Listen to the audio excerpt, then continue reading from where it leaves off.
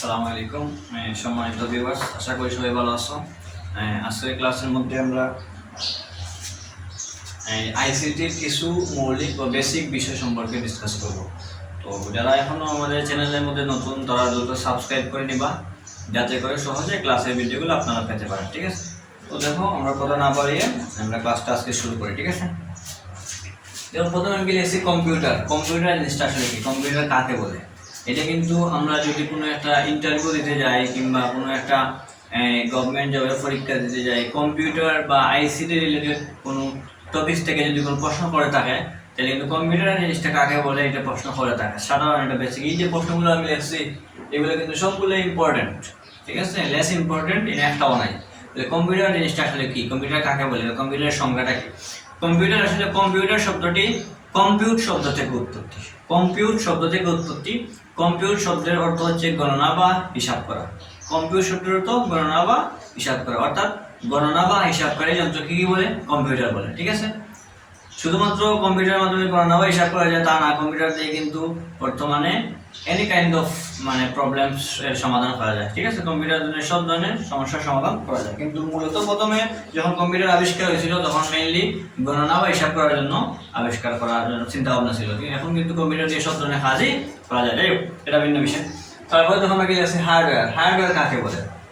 Hardware আমরা যখন মানুষের যেরকম একটা, যেমন ধরো আমার শরীর আছে, শরীরের মধ্যে একটা অঙ্গ আছে, যেমন ধরো হাতে একটা অঙ্গ, পা একটা অঙ্গ, ঠিক আছে, নাক একটা অঙ্গ, চোখ একটা অঙ্গ, ঠিক আছে, এরকম প্রত্যেকটা অঙ্গ মিলে কিন্তু আমি মানুষ, ঠিক না? ঠিক তো কম্পিউটারও অঙ্গ আছে, অঙ্গ প্রত্যঙ্গ, যেমন ধরো এই যে কিবোর্ড, সিপিইউ, ঠিক আছে, মাউস, মনিটর, এইগুলো হচ্ছে টোটাল মিলিয়ে কিন্তু তার কি কম্পিউটার। তাহলে এই হার্ডওয়্যার মানে প্রত্যেকটা যন্ত্র, কম্পিউটারের প্রত্যেকটা যন্ত্র মিলে কিন্তু একটা কম্পিউটার। ঠিক আছে, হার্ডওয়্যারের সংজ্ঞাটি আমরা সুন্দর করে সাজিয়ে লিখতে কি বলবো? কম্পিউটারের যন্ত্র এবং যন্ত্রাংশকে কি বলে?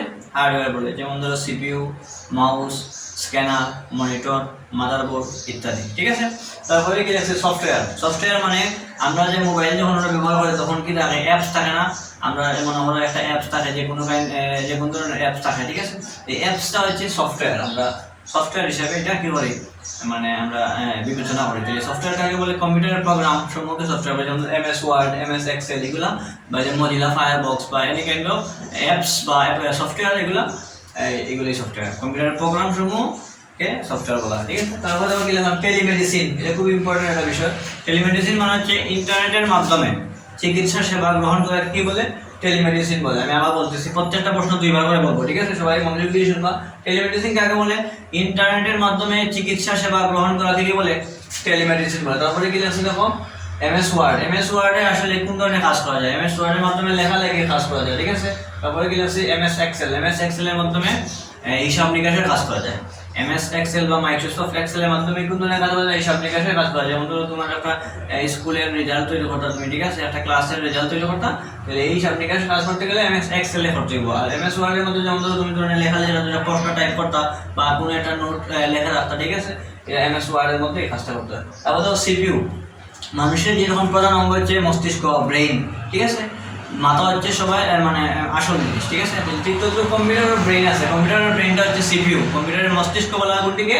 সিপিইউ কে বলা হয়। ঠিক আছে, এই সিপিইউ কে বলা হয় কম্পিউটারের মস্তিষ্ক। এমসিকিউর মধ্যে অনেক সময় রাখতে হবে কোনটিকে কম্পিউটারের মস্তিষ্ক বলা হয়, অপশন থাকতে পারে এরকম। তাহলে উত্তরটা হবে কি? সিপিইউ। সিপিইউ এর একটা মিনিং আছে, পূর্ণরূপ আছে, এটার মানে হচ্ছে central processing unit. Central processing unit. CPU এর পূর্ণরূপ কি বলছি? Central processing unit. ঠিক আছে, তারপরে ওএমআর। ওএমআর আমরা যে এমসিকিউ দেখাই, এমসিকিউটার যে মানে মিথ্যাপাঠ করে, এটা কি বলে? ওএমআর বলে। ওএমআর এর পূর্ণরূপ হচ্ছে optical mark reader. Optical mark reader. আমি কিন্তু এই পূর্ণরূপগুলো লিখে দিতেছি। ঠিক আছে, তাহলে সিপিইউ এর পূর্ণরূপ হচ্ছে কি? সিপিইউ এর পূর্ণরূপ হচ্ছে সেন্ট্রাল প্রসেসিং ইউনিট। ঠিক আছে, তারপরে কি আছে আমি ওএমআর। ওএমআর এর পূর্ণরূপ হচ্ছে অপটিক্যাল মার্ক রিডার। তারপরে কি এটিএম। এটিএম আমরা অনেক সময় টাকা তুলি না এটিএম কার্ড দিয়ে। এটিএম এর পূর্ণরূপ হচ্ছে অটোমেটেড টিলার মেশিন। তারপরে কি লিখলাম দেখো তো, র্যামের পুনর্নাম মোবাইলের মধ্যে কি থাকে, র্যাম থাকে।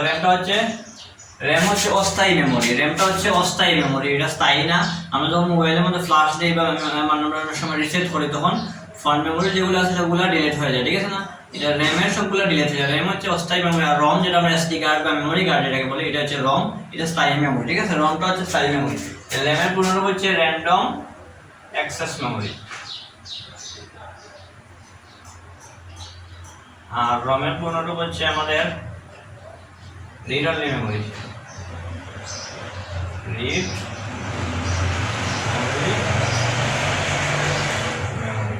ঠিক আছে।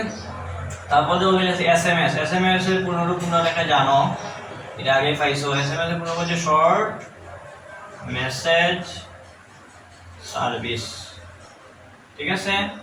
তারপরে দেখো কি আছে ইমেইল, ইমেইলের পুনরূপ সবগুলো আমি মুখে মুখে বলি, যদি তোমরা না বুঝে থাকো আমি নেক্সট ক্লাস হয়তো ডিসকাস করবো, ঠিক আছে। তারপরে ইমেইলের পুনরূপ হচ্ছে ইলেকট্রনিক মেইল, ই কমার্সের পুনরূপ হচ্ছে ইলেকট্রনিক কমার্স। এইচটিএমএল এর পুনরূপ হচ্ছে hyper text markup language, HTML পুনরূপ কি হাইপার টেক্সট মার্কআপ ল্যাঙ্গুয়েজ। তারপরে কি HTTP hyper text transfer protocol, HTTP পুনরূপ কি hyper text transfer protocol. www এর জন্য হচ্ছে টিম বার্নার্স-লি, এটা কিন্তু এমসিকিউ এর মধ্যে থাকে। টিম বার্নার্স-লি হচ্ছে www এর জন্য, ঠিক আছে। তাহলে www পুনরূপ হচ্ছে world wide web, world wide web, ঠিক আছে।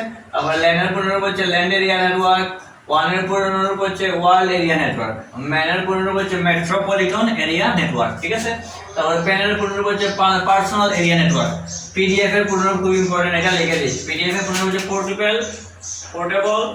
Portable document format, portable document format হচ্ছে আমাদের কিসের পুনরূপ, পিডিএফ এর পুনরূপ। তারপরে আইবিএম এর পুনরূপ হচ্ছে international business machine, international business machine. তারপরে আইপিআর এর পুনরূপ হচ্ছে ইন্টেলেকচুয়াল প্রপার্টি রাইটস, আইপিআর এর পুনরূপ কি বলছি, ইন্টেলেকচুয়াল প্রপার্টি রাইটস, ঠিক আছে। তাহলে আমরা আজকের ক্লাসটা যদি ভালো লেগে থাকে তোমার লাইক কমেন্ট দিবা, আর যারা এখন আমাদের চ্যানেলের মধ্যে নতুন আছো দ্রুত সাবস্ক্রাইব করে নিবা, যাতে করে সহজে ক্লাসের ভিডিওগুলো আপনারা পেতে পারেন। সবাই ভালো থাকেন, সুস্থ থাকেন, আসসালামু আলাইকুম।